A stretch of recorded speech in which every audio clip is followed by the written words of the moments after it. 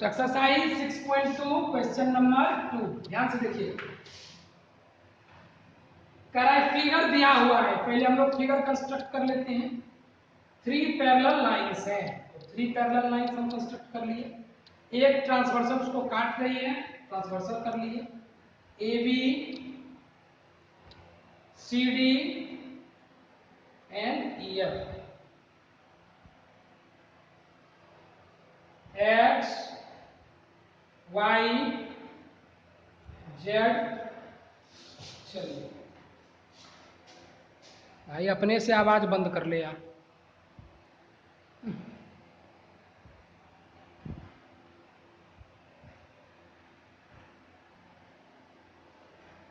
चलिए देखिए क्या कर रहा है, कहता है एक्स वाई और जेड आपको सॉरी फाइंड करना है सिर्फ एक्स और वाई और जेड का रेशियो दिया गया है 3:7।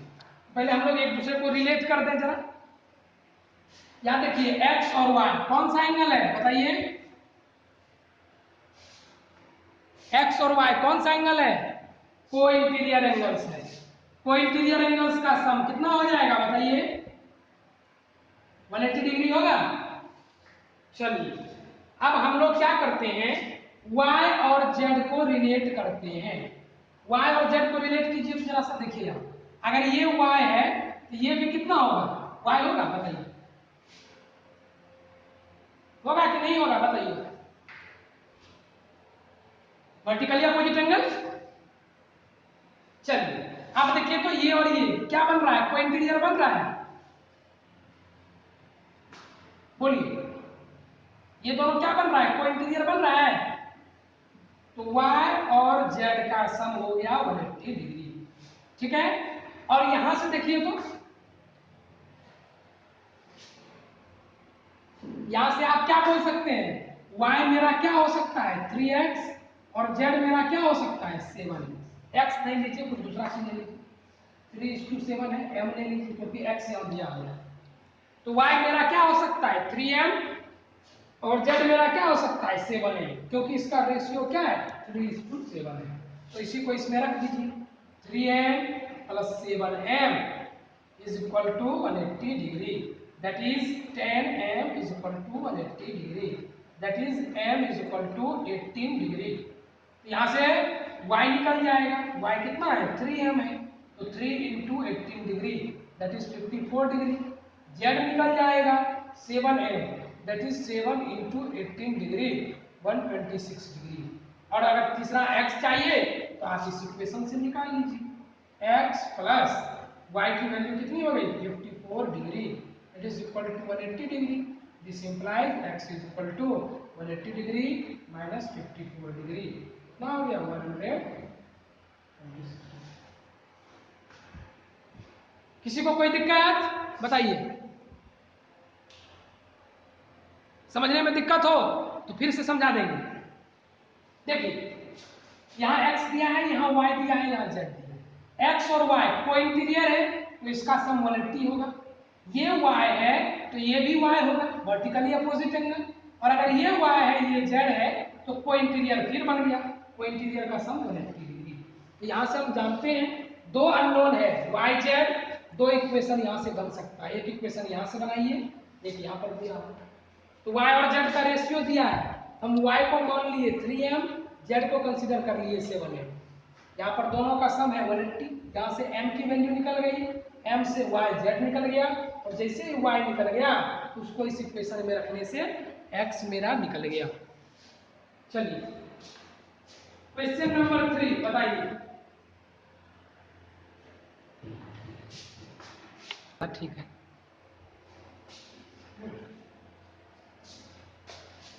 चलिए देखिए,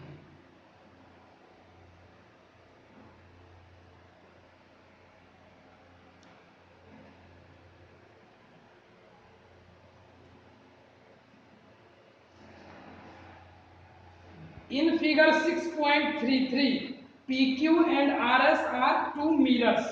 कहता है दो आईना है PQ और RS, ठीक है, जो कि एक दूसरे के पैरेलल प्लेस किया हुआ है। And incident ray A B strikes the mirror P Q at B. कहता है एक इंसिडेंट रे है ए बी, ठीक है, जो पी क्यू को बी पर स्ट्राइक करता है, यहां पर अटैक किया। इसके बाद कहता है the mirror P Q at B the reflected ray moves along the path B C. और जैसे ही यहाँ स्ट्राइक करता है ये यहाँ से रिफ्लेक्ट कर जाता है और ये यहाँ पर स्ट्राइक करता है आगे बढ़ के दूसरे मिरर को सी पॉइंट पर। और फिर जैसे ही यहाँ स्ट्राइक किया फिर ये मिरर है, फिर ये इसको रिफ्लेक्ट कर देगा, ठीक है। इस तरह से मल्टीपल रिफ्लेक्शन हो रहा है यहाँ। कहता है प्रूव कीजिए कि ये जो ए बी है और ये जो सी डी निकला ये दोनों क्या होगा, पैरेलल होगा। ये आपको प्रूव करना है, बताइए, ठीक है।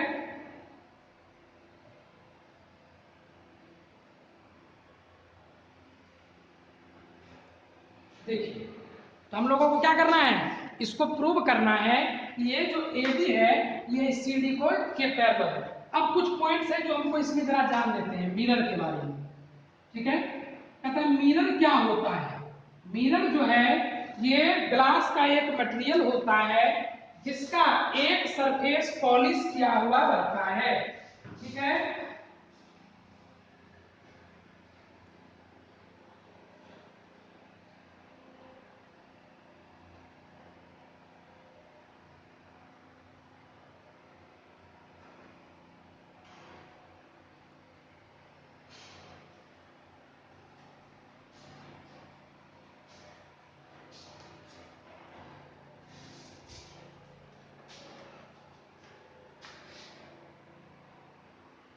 ये देखिए मिरर जो है ये ग्लास का एक पोर्शन है, ठीक है।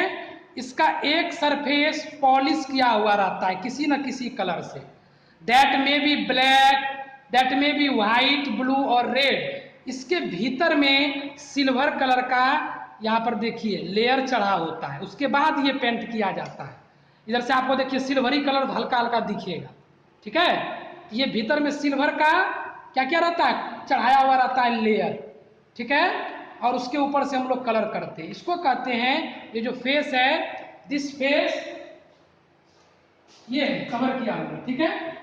और दूसरा जो सरफेस होता है वो रिफ्लेक्टिंग सरफेस होता है, जिस पर अगर कोई लाइट पड़ेगी तो वो यहां से क्या होगा, टकराकर वापस आ जाएगी, इधर नहीं जाएगी।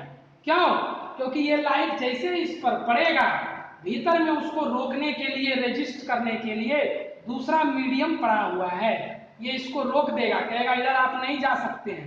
तो ये क्या करता है, इस तरह से इस पर पड़ता है और टकराकर इस तरह से वापस लौट जाता है। जो रे आ रही है उसको इंसिडेंट रे बोलते हैं, जो रे लौट के जा रही है उसको रिफ्लेक्टेड रे बोलते हैं, ठीक है।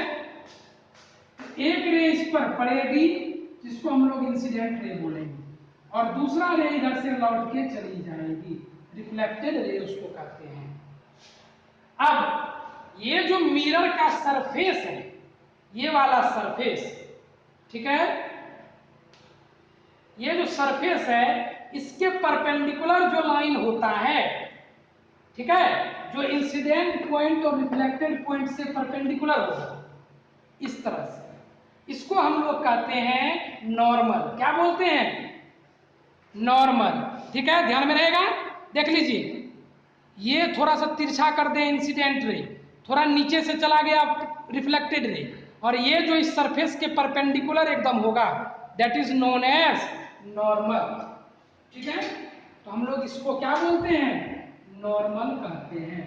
ये डॉटेड इसलिए दिखा रहे हैं क्योंकि ये 3 डायमेंशनल है, अभी हम आपको दिखाए इसके सरफेस से बाहर हो जा रहा है, इसके सरफेस से बाहर हो जा रहा है, तो इधर आप दिखा नहीं सकते हैं, डॉटेड लाइन से उसको दिखा रहे हैं। इंसिडेंट रे और नॉर्मल के बीच जो एंगल होता है इसको एंगल ऑफ इंसिडेंस आई से डिनोट किया जाता है, और रिफ्लेक्टेड रे और नॉर्मल के बीच जो एंगल होता है इसको एंगल ऑफ रिफ्लेक्शन आर से डिनोट किया जाता है। और किसी मिरर में एंगल ऑफ इंसिडेंस और एंगल ऑफ रिफ्लेक्शन ये बराबर होता है। इसको हम लोग ऐसे भी लिखते हैं, angle I is equal to angle R, पर लिखने की जरूरत नहीं है, आप सिर्फ लिख सकते हैं आई इज इक्वल टू आर। ये प्रॉपर्टी आपको ध्यान में रखना है, जब भी रिफ्लेक्शन होगा हर जगह पर ऐसा हो। तो चलिए हम लोग इस पिक्चर में भी नॉर्मल बना लेते हैं। ये मेरा नॉर्मल हो गया, ये मेरा एक नॉर्मल हो गया, ठीक है। इसका नाम दे देते हैं एंगल 1, इसका एंगल 2, इसका एंगल 3 और इसका एंगल 4, क्योंकि दो इंसिडेंट है, दो रिफ्लेक्टेड है, इसीलिए हम लोग ऐसा नाम दे दिए। किसी को कोई दिक्कत बताइए।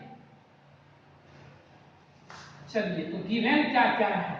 गिवन है PQ and RS are mirrors, साथ ही AB रे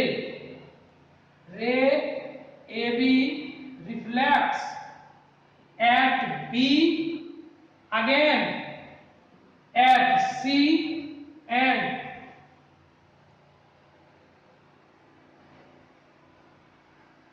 at B again at C and proceed towards CD। CD के तरफ क्या कर जाता है? ये प्रोसीड कर जाता है, आगे बढ़ जाता है, ठीक है। अब प्रूव क्या करना है हमको? तो हमको प्रूव करना है ये जो AB है रे, ठीक है, ये क्या होना चाहिए? CD के पैरेलल होना चाहिए। तो या तो हम क्या करेंगे, कुछ भी लगा सकते हैं जो हमको लगाना हो, हम देख लेंगे अल्टरनेट से हो जाए तो बढ़िया है। अगर ये पूरा एंगल ये इसके बराबर हो गया तो अल्टरनेट बन रहा है ना, उसे कर देंगे, करस्पॉन्डिंग हो जाए, जो होना है कॉन्टिन्यूअर हो जाए, जिस तरीके से हो जाए। तो अब हम कंस्ट्रक्ट क्या किए इस जगह पर? तो मिरर के प्रॉपर्टी को यूज करने के लिए हम लोग कंस्ट्रक्शन किए, क्या चीज का? नॉर्मल का कंस्ट्रक्शन किए। इसका कुछ ना कुछ नाम दे दीजिए, एन और एम, ठीक है। हम लोग कंस्ट्रक्ट किए क्या चीज? Draw normal BN and CM, ठीक है। किस पर? तो ऑन PQ पर एक नॉर्मल बना और दूसरा RS पर नॉर्मल बना रिस्पेक्टिवली, ठीक है। दो नॉर्मल बनाए हैं, PQ पर बनाए BN और RS पर बनाए हैं CM, ठीक है। अब देखिए प्रूफ।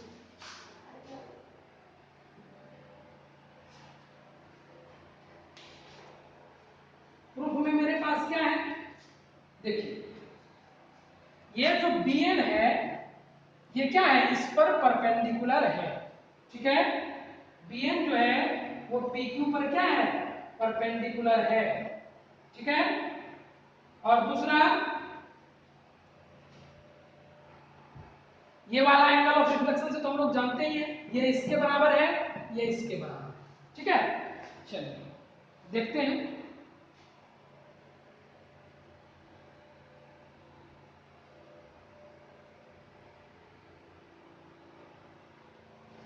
ये जो BN है ये क्या है? PQ पर परपेंडिकुलर है, ठीक है। तो जब परपेंडिकुलर होगा तो हम लोग पढ़े हैं क्या? ये एंगल और ये एंगल का सम इस एंगल और इस एंगल के सम के क्या होगा? बराबर होगा। Angle 1 plus angle 2 this is equal to angle 3 plus angle 4, आप ऐसा बोल सकते हैं, ठीक है। और दूसरी बात और हम लोग क्या बोल सकते हैं? अगर ये परपेंडिकुलर है, ये देखिए ये भी परपेंडिकुलर, ये भी परपेंडिकुलर, तो एंगल 2 और एंगल 3 बराबर होगा। कैसे? हम बना रहे हैं पिक्चर, ध्यान से देखिए ये परपेंडिकुलर है, ये भी परपेंडिकुलर है, कुछ दिख रहा है? बोलिए, दिख रहा है कुछ? नहीं बोलता है।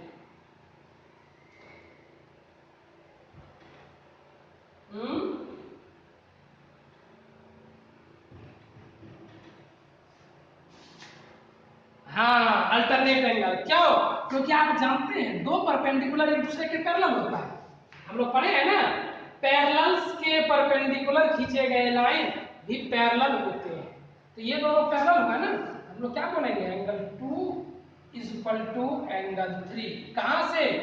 क्योंकि BN is parallel to CN और साथ ही साथ angle 2 and angle 3 are alternate interior angles. ठीक है, एक तो ये दोनों पैरेलल है और ये एंगल अल्टरनेट है, तो दोनों बराबर होगा। अगर 2 और 3 बराबर है तो जरा इस इक्वेशन को देखिए, इसको बना दीजिए इक्वेशन 1, इसको बना दीजिए इक्वेशन 2।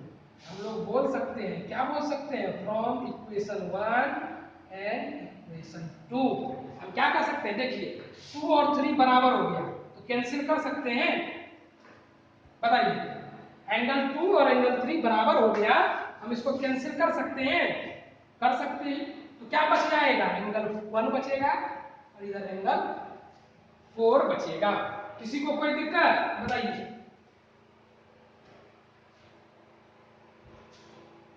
सेम चीज है तो कैंसिल नहीं करेंगे। a plus 5 equal to b plus 5। अगला स्टेप क्या करेंगे बताइए। a प्लस 5 इक्वल टू उल्टा लिख दीजिए 5 प्लस 1। बताइए क्या करेंगे अगला step, what is the next step. हाँ, कैंसिल करेंगे, this implies a is equal to b। यही तो हम कर रहे हैं, एंगल 2 और एंगल 3 बराबर है, कुछ ना कुछ वैल्यू होगा ना, तो कैंसिल हो सकता है। या माइनस कर दीजिए, एंगल 2 माइनस एंगल 3 जीरो हो जाएगा। फिर से करना हो, दोनों तरीका है।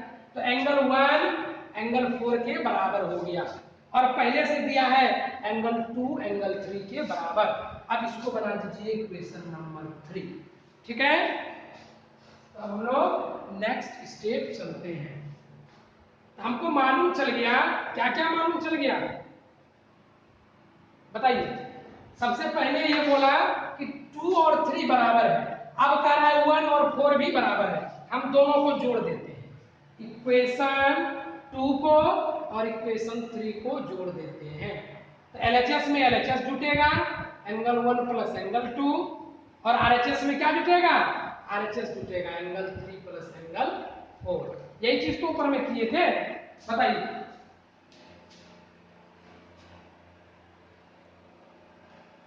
किसी को कोई दिक्कत बोलिए। तो हम लोग क्या देख रहे हैं, एंगल 1 और एंगल 2 का सम जो है वो क्या हो जा रहा है, एंगल 3 और एंगल 4 के सम के बराबर हो जा रहा है। और एंगल 1 और एंगल 2 का जो सम है, इस एंगल का क्या नाम है, एंगल ABC। और एंगल 3 और एंगल 4 के सम का क्या नाम है, BCD। तो एंगल ABC एंगल BCD के बराबर है। और अगर इस पूरे एंगल को देखें तो ये कौन सा एंगल बनता है, अल्टरनेट इंटीरियर एंगल्स बनता है। तो हम लोग कह सकते हैं कि AB जो है वो क्या है, CD के पैरेलल है, क्योंकि हम पढ़े हैं कि अगर अल्टरनेट इंटीरियर एंगल्स बराबर हो तो ये जो लाइंस हैं ये क्या होते हैं, पैरेलल होते हैं। बोलिए, समझने में किसी को दिक्कत।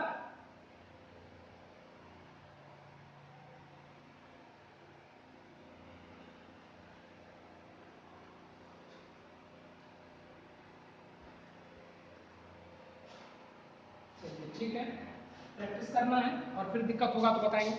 अभी हो सकता है क्लास कट जाए आपका, ठीक है, तो एक बार रिज्वाइन कर लेंगे आप लोग। क्लास थोड़ा पहले से स्टार्ट कर दिए थे। नेक्स्ट हम लोग आगे बढ़ते हैं ट्रायंगल्स के ऊपर। ट्रायंगल किसको कहते हैं बताइए, व्हाट इज अ ट्रायंगल।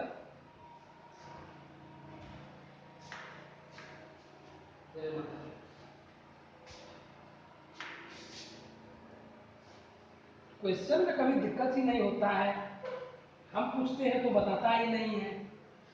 ये दोनों कंफ्यूजिंग वर्ड है, कुछ समझ में नहीं आ रहा है। चलिए, ट्रायंगल किसको कहते हैं, एक closed figure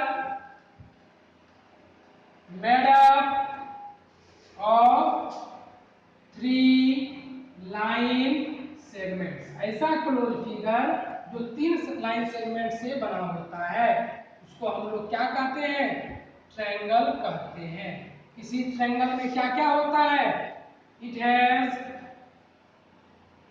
3 sides, 3 angles and 3 vertices। इसमें 3 साइड होता है, 3 एंगल होता है और 3 वर्टेक्स होता है। ठीक है, तो हम लोग इसका पहला थ्योरम पढ़ेंगे। ठीक है, आपका थ्योरम है थ्योरम नंबर 6.7। इसको हम लोग एंगल सम प्रॉपर्टी भी कहते हैं। ठीक है, इसको हम लोग क्या कहते हैं? Angle sum property of a triangle.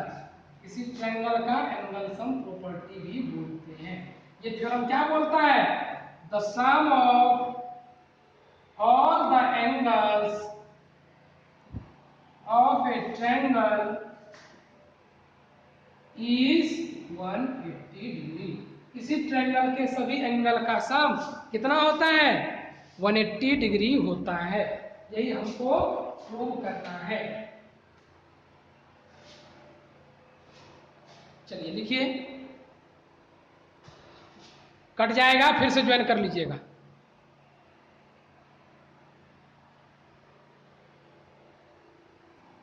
चलिए देखिए, हम लोग को प्रूव करना है कि किसी ट्रायंगल के तीनों एंगल का सम 180 डिग्री होता है।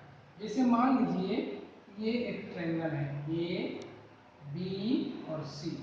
आपको प्रूव करना है कि इस ट्रायंगल के तीनों एंगल, एंगल ए जिसको हम 1 मानते हैं, एंगल 2 इसको 2 मानते हैं, सॉरी बी, और एंगल 3 को सी मानते हैं। तो आपको प्रूव करना है कि 1 + 2 + 3 = 180 डिग्री। ठीक है, तो सबसे पहले गिवन दिया क्या गया है? गिवन है ए ट्रायंगल ABC दिया गया है और कुछ भी नहीं दिया है। हमको प्रूव क्या करना है? टू प्रूव, हमको प्रूव करना है कि angle A plus angle B plus angle C ये 180 डिग्री होगा।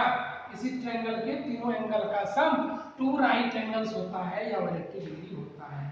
इसी को हम ऐसे भी लिख सकते हैं, that is angle 1 plus angle 2 plus angle 3 = 180 degree. ठीक है, यही हमको कंसीडर करना है, प्रूव करना है। अब इस एंगल्स को प्रूव करने के लिए पैरेलल लाइंस चाहिए, क्योंकि हम लोग अभी तक पैरेलल लाइंस के बारे में ही पढ़े हैं और उसी के रिस्पेक्ट में कुछ ना कुछ किए हैं। तो हम क्या करते हैं, इससे किसी भी एक साइड के पैरेलल एक लाइन ड्रॉ कर लेते हैं। ठीक है, ये हमने ड्रॉ कर लिया। ठीक है, हम लोग कंस्ट्रक्शन में क्या करेंगे, क्योंकि जब भी प्रूव करना है हम लोग लाइंस एंड एंगल्स पढ़ रहे हैं और उसमें हम लोग पैरेलल लाइंस के बारे में ही पढ़ रहे हैं। तो हमने क्या किया, एक लाइन ड्रॉ कर लिया PQ जो BC के पैरेलल है और A से होकर पास कर रहा है। ठीक है, आप जानते हैं किसी पॉइंट से किसी लाइन के पैरेलल आप एक पैरेलल लाइन ड्रॉ कर सकते हैं। हम लोग कंस्ट्रक्शन में क्या लिखेंगे, draw PQ parallel to BC passing through A, जो कि A से होके पास कर रहा है। ठीक है, तो अब जरा ध्यान से देखिए, ये भी एक लाइन है, ये भी एक लाइन है जो पैरेलल है एक दूसरे के। ये ट्रांसवर्सल उसको कट कर रही है। इसको हम थोड़ा क्या करते हैं, दूसरे स्केच से बनाते हैं। ध्यान दीजिएगा, ये और ये और ये। ठीक है, इसीलिए हम बोले थे आपको कि जेड पर ध्यान रखिएगा। कभी कभी देखने में पैरेलल नहीं लगता है, पर अगर जेड को पकड़ लेते हैं तो आपको दिक्कत नहीं होगी। तो ये जो जेड है ये क्या बन रहा है, अल्टरनेट एंगल बन रहा है।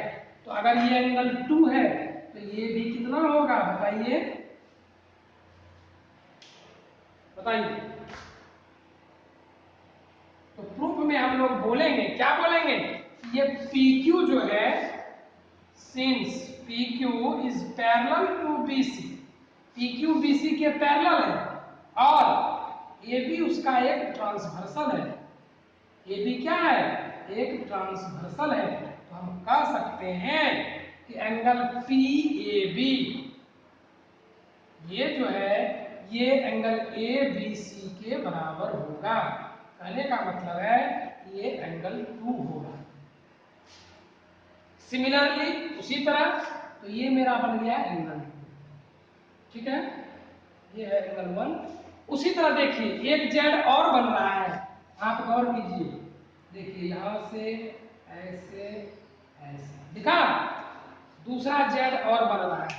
तो सिमिलरली उसी तरह हम कह सकते हैं कि ये जो पी क्यू है वो बीसी के पैरेलल है और एसी भी तो एक ट्रांसवर्सल है, AC is a transversal, AC भी एक ट्रांसवर्सल है, इसीलिए एंगल क्यू ए सी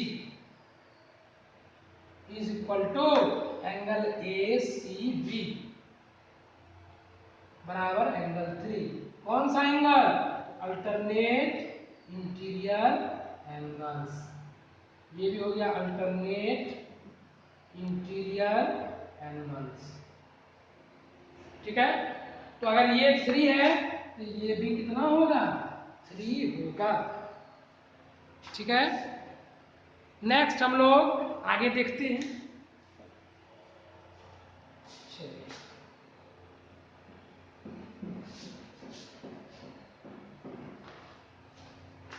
तो जरा आप इसको गौर कीजिए, इस चीज को गौर कीजिए, ये एक स्ट्रेट लाइन है ना, तो किसी स्ट्रेट लाइन पर टोटल एंगल कितना होता है? 180 डिग्री होता है। बोलिए होता है कि नहीं होता है?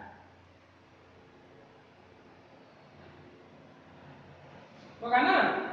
हम लोग बोलेंगे now since P Q is A P A Q, ऐसे होकर लिख दीजिए, P A Q is a straight line. अगर कोई स्ट्रेट लाइन है तो उस पर सभी एंगल्स का sum, angle P A B plus angle B A C plus angle Q A C, इन तीनों का सम कितना होगा? 180 डिग्री होगा। किसी भी स्ट्रेट लाइन पर टोटल एंगल 180 डिग्री होता है, तो इसलिए हम लोग ऐसा लिखे कि पी ए बी ये वाला, बी ए सी ये वाला और क्यू ए सी ये वाला, तीनों का सम 180 डिग्री। और जरा हम इसको रिलेट कर दें, ये है angle 1, sorry angle 2, B A सी है एंगल 1, ये है एंगल 3, कितना हो गया? 180 डिग्री। इसी को अरेंज कर दीजिए ऑर्डर में, एंगल 1 एंगल 2 एंगल 3 कितना हो गया? 180 डिग्री हो गया। और यही तो प्रूव करना था कि एंगल 1 एंगल 2 एंगल 3 का सम 180 डिग्री होता है, तो हम प्रूव कर दिए। किसी को समझने में कोई दिक्कत बताइए?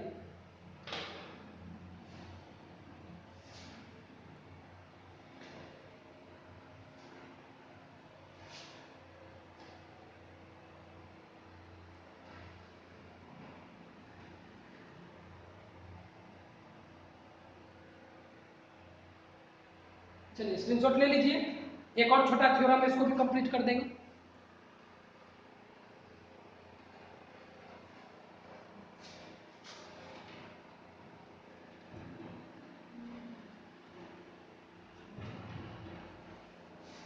इसको हम लोग एंगल्स ऑफ प्रॉपर्टी का भी कहते हैं, याद रखिएगा, angles of property of difference.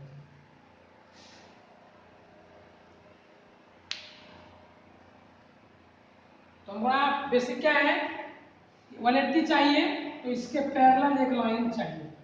Parallel जैसे ही बना दिए, एक जेड इधर से बना, दूसरा जेड इधर से बना, और इन तीनों एंगल्स का सम तो हम जानते ही 180 डिग्री होता है।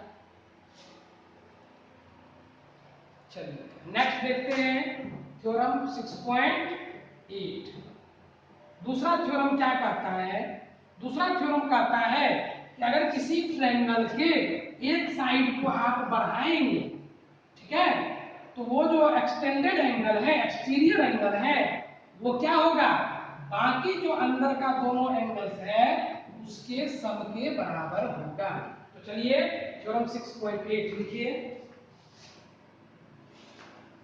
थ्योरम 6.8 जरा ऊपर से चलते हैं। थ्योरम 6.8 ये थ्योरम क्या कह रहा है? कह रहा है कि if A side of a triangle, if A side of a triangle, लिखते भी जाना है, इज प्रोड्यूस्ड, थ्योरम लिख के इस पे छोड़ दिया कीजिए, then the exterior angle so formed is equal to the sum of the two interior opposite angles।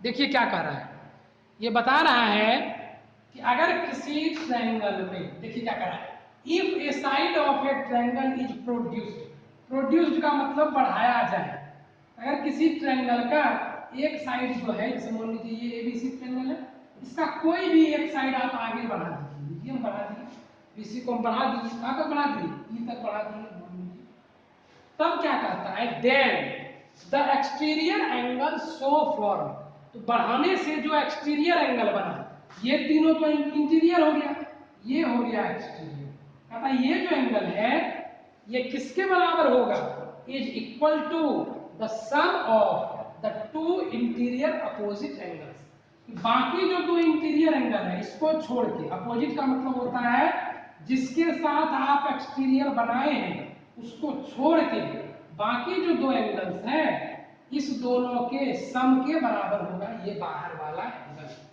तो सबसे पहले गिवन क्या है, तो गिवन है ABC is a triangle in which side BC is produced to E। BC को कहां तक प्रोड्यूस किया गया है, E तक प्रोड्यूस किया गया है। तो हमको प्रूव क्या करना है, टू प्रूव करना है कि angle A plus angle B ये किसके बराबर हो जाएगा, तो एंगल ACE के बराबर होगा, यही हमको प्रूव करना है। ठीक है,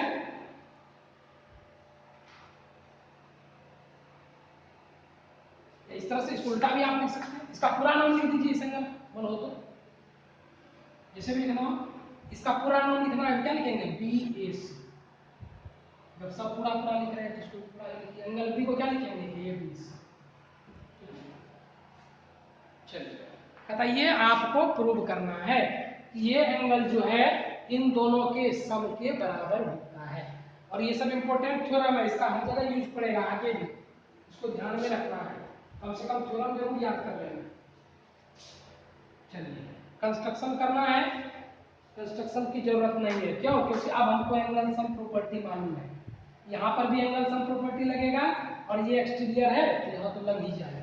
चलिए प्रूफ में क्या है मेरे पास, देखिए प्रूफ में मेरे पास है, अगर इस ट्रायंगल को गौर से हम देखें तो अंदर वाले तीनों एंगल का सम 180 डिग्री होगा। हम लोग लिखेंगे since ABC is a triangle, ABC क्या है, एक ट्रायंगल है, देयरफॉर ये वाला एंगल BAC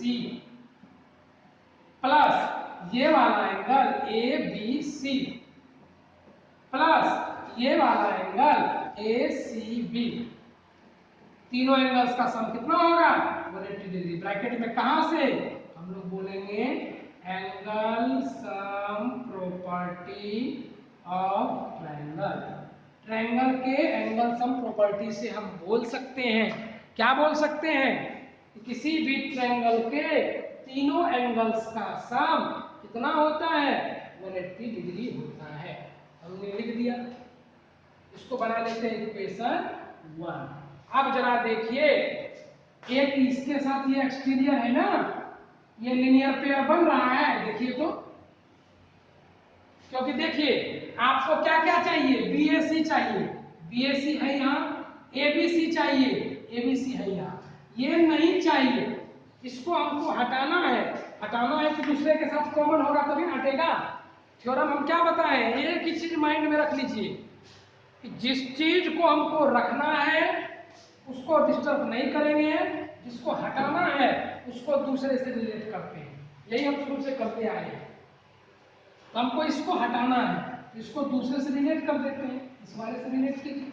चलिए हम लोग बोलेंगे नाव, ये जो है बीई एक स्ट्रेट लाइन है। Now BE is a straight line and AC उस पर एक रे है and AC lie on it. AC उस पर क्या करता है, लाई करता है। हम कह सकते हैं, क्या कह सकते हैं कि angle A C B plus angle A C E this is equal to 180 degree. Reason क्या है, लीनियर पेयर ऑफ एंगल्स। हम आपको पढ़ाए हैं किसी भी स्ट्रेट लाइन पर अगर कोई रे लाई करता है तो दोनों एंगल्स का सम 180 डिग्री होता है और इसको हम लोग लीनियर पेयर बोलते हैं। यही मेरा लीनियर पेयर बन रहा है, यहाँ देख लीजिए, ये है मेरा लाइन, ये है मेरा रे। ये हो गया इक्वेशन नंबर 2। अब जरा इक्वेशन 1 को देखिए, इक्वेशन 2 को देखिए। RHS बराबर है तो LHS भी क्या होगा, बराबर होगा। तो फ्रॉम इक्वेशन 1 एंड इक्वेशन 2 हम बोल सकते हैं कि BAC plus ABC plus angle ACB this is equal to angle ACB plus angle ACB। कहने का मतलब ऊपर वाला LHS इज इक्वल टू नीचे वाला LHS। अब क्या चीज इसमें सेम है, तो ACB सेम है, ACB सेम है, कैंसिल कर दीजिए। तो क्या बच गया, angle BAC plus angle ABC this is equal to angle ACB। और यही तो हमको प्रूव करना था, ये मेरा प्रूव हो गया। ठीक है।